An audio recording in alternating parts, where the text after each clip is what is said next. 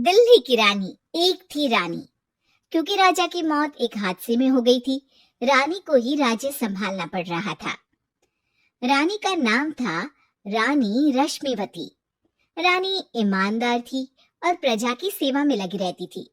एक दिन उसके दरबार में 3 नौजवान आए, रमेश, सुरेश और दिनेश। कहो, क्या सहायता कर सकती हूँ मैं तुम्हारी? हम आपके दरबार में काम करना चाहते हैं ताकि जनता की सेवा कर सके। लेकिन अभी तो तुम्हारी उम्र बहुत छोटी है। तुम लोगों को तो अभी अपनी पढ़ाई पर ध्यान देना चाहिए। हमारा मन पढ़ाई में नहीं लगता। माता पिता को लगता है कि हम किसी के लायक नहीं है और हम साबित करना चाहते हैं कि हम लायक हैं। उत्साह बहुत अच्छा है, मगर अभी उम्र कच्ची है तुम लोगों की। अरे उम्र से क्या होता है रानी जी? शास्त्रों में लिखा है कभी किसी के ज्ञान को उसकी उम्र के आधार पर नहीं देखना चाहिए। बात तो सही है तुम्हारी। और अगर सच में तुम अगर ये संकल्प करके आए हो कि तुमको यहाँ काम करना है, तो पहले परीक्षा देनी पड़ेगी। 3 परीक्षा, एक शारीरिक परीक्षा, एक बुद्धि की परीक्षा और एक देशभक्ति की परीक्षा। और ये क्या है? वो मंत्री महोदय तुम्हें समझा देंगे। हमारे पास समय नहीं है। अगर तुम लोग तैयार हो तो बताओ। हाँ हाँ, हम तैयार है किसी भी परीक्षा के लिए। मैं भी तैयार हूँ कुछ भी कर गुजरने के लिए। तो ठीक है मंत्री जी, आप इन तीनों की परीक्षा कल से ही शुरू कर दीजिए। जो आज्ञा रानी साहिबा। अगले दिन से ही तीनों की परीक्षा शुरू हो जाती है। पहले शारीरिक परीक्षा, यानी किस में कितना है दम, ये देखेंगे हम। क्योंकि शरीर में दम होगा तभी तो प्रजा की सेवा में दम लगा पाओगे। आ, हमें क्या करना होगा? वो पेड़ दिख रहा है, जो सबसे पहले चढ़ेगा उस पे दरबार में नौकरी पाने के अवसर उसी के बढ़ जाएंगे। मैं चढ़ता हूँ। अरे रुको रुको, गिनती गिनने दो। 1, 2, 3। 3 की गिनती के बाद रमेश और सुरेश भागकर पेड़ के पास गए, मगर दिनेश आराम से पेड़ के पास गया। जैसे ही रमेश और सुरेश आधे पेड़ तक चढ़ गए, दिनेश ने उन दोनों की टांग पकड़ के उन्हें नीचे गिरा दिया और खुद पेड़ पर चढ़ गया। दिनेश की जीत हुई। अरे लेकिन इसने बेईमानी की। बेईमानी नहीं की, बुद्धि लगाई। शरीर के दम के साथ दिमाग में भी दम होना चाहिए। क्यों मंत्री जी?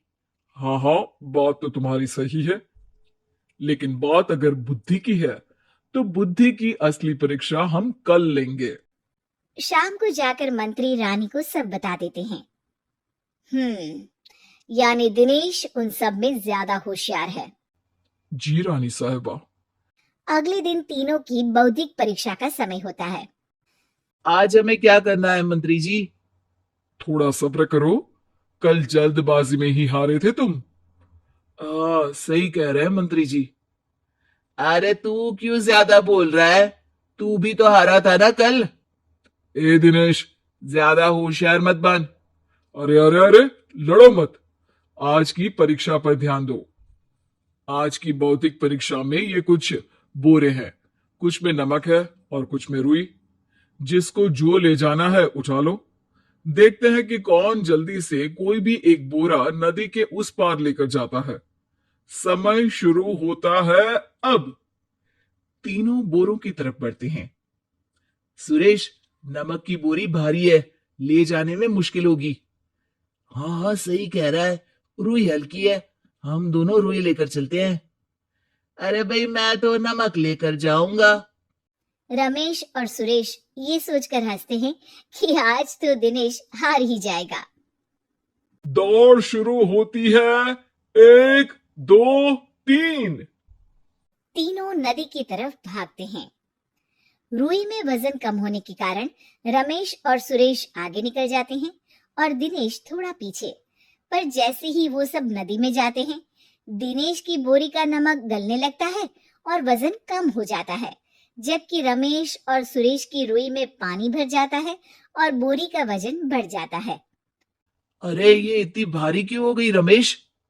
अरे मुझे क्या पता, शायद जादुई बोरी है। अरे लगता है कि हम बेवकूफ बन गए। बने नहीं हो, तुम हो ही बेवकूफ। इतना तो पता होना चाहिए कि पानी में नमक गल जाएगा। दिनेश का पूरा नमक गल जाता है और बोरी खाली हो जाती है। वो जल्दी से रेस पूरी कर लेता है। इस परीक्षा के विजेता भी दिनेश ही है।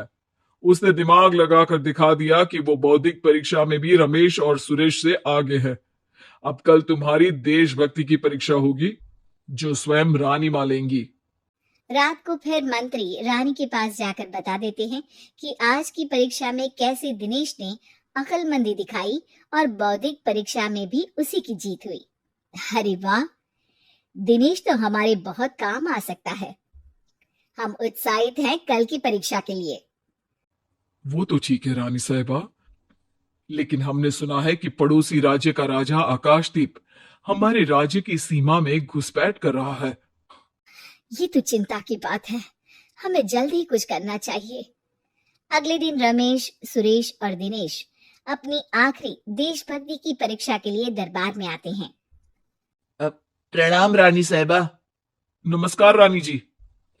प्रणाम रानी माँ। हमने तुम्हारी परीक्षा पर गौर किया। दिनेश आगे हैं। हम तुम तीनों में से किसी दो को ही दरबार में काम दे सकते हैं। किसी एक को आज जाना होगा। तो देशभक्ति की परीक्षा के लिए तैयार हो? पूरी तरह से। मैं तीनों से एक ही सवाल करूंगी। जिसका जवाब सबसे सही लगेगा उसे तो नौकरी मिल ही जाएगी। फिर दूसरे सबसे सही जवाब देने वाले को भी काम मिलेगा। आप लोगों का समय शुरू होता है अब। ज्यादा सोचने का समय नहीं होगा। जो मन में पहली बात आए उसका जवाब दे। तो सवाल ये है कि तुम इस मिट्टी के लिए क्या कर सकते हो? मैं इस मिट्टी को साफ रखूंगा। यहाँ के लोगों के भोजन की कमी को मैं पूरी करूंगा। अब मैं यहाँ के लोगों को गले लगा लगा के उनको खुशी दूंगा रानी माँ, और गरीबों के लिए घर बनवाऊंगा। मैं इस मिट्टी के लिए किसी की जान भी ले सकता हूँ रानी माँ। मंत्री, दिनेश को एक तलवार दो। जी रानी जी। दिनेश, पड़ोसी राज आकाशदीप की जान तुम्हारे हाथ में है। जाओ, अपना काम पूरा करो। आज रात को तुम उस पर हमला करोगे जब वो सो रहा होगा। दिनेश वहां से चला जाता है। रानी माँ, ये आपने क्या किया? अभी किया नहीं है मंत्री जी। आप आकाशदीप को संदेशा भिजवाओ कि पड़ोसी देश का एक कातिल रात को उन पे हमला करेगा और दिनेश को पकड़वा दो। अरे, ये आप क्या कह रही हैं? और क्यों कर रही हैं आप ऐसा? राजा को लगेगा कि हमने उसकी मदद की, उसकी जान बचाकर। वो हमारे राज्य का पीछा छोड़ देगा और हमारा एहसानमंद हो जाएगा। दिनेश का क्या होगा? इस राज्य को दिनेश जैसे शातिर और लड़ाकू लोगों से ज्यादा जरूरत है। ऐसे लोगों की जो लोगों को खाना खिलाने की और खुश करने की बात करे। और ये गुण सुरेश और रमेश में है। इन्हें नौकरी दे दो। दिनेश बहुत चतुराई से नौकरी हड़पना चाहता था, जिसके लिए उसने रमेश और सुरेश जैसे दोस्तों का भी नुकसान किया। पर रानी ज्यादा चतुर निकली। उसने एक तीर से दो निशाने लगाए। दिनेश जैसे खूंखार युवक को राज्य से बाहर करवा दिया और पड़ोसी राजा आकाशदीप को अपना एहसानमंद कर लिया। पूरा दरबार रानी की जय जयकार कर रहा था।